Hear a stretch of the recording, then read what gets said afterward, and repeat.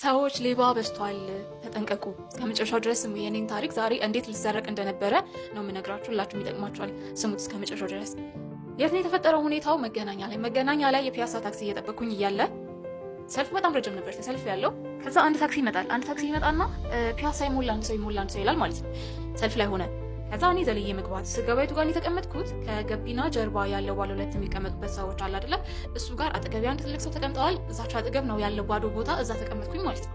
ይታያችሁ ታክሲ ውስጥ የሌለ አይነት ሰው የለም። ትልቅ ሰው አለ፣ ህፃን ልጅ አለች፣ በጣም ትልቅ ሴትዮ አሉ፣ ልጅ ያዙ፣ ሁሉም አይነት ሰው አለ ማለት ነው። ወጣት አለ፣ ሴት አለ፣ ሁሉም አይነት ሰው አለ። ምንም ሌባ ናቸው ብላችሁ ልትገምቱን ልትጠረጥሩም የማትችሉበት አጋጣሚ ማለት ነው። ከዛ ምን ሆነ? ረዳቱ ሂሳብ ስጡኝ ማለት ጀመረ።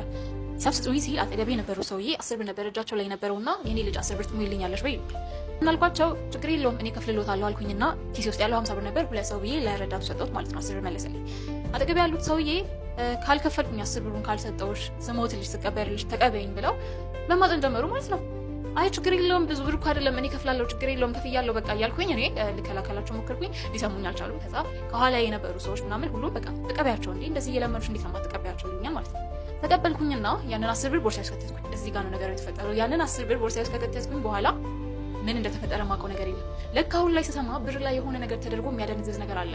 እኔ እሱን ነገር አላውቅም። ምን ይሆናል ፒያሳ ደረስን። እንዴት እንደደረስን ቤት በኩል ሄዶ እንደደረሰ ምንም ማስታወሰው ነገር የለም።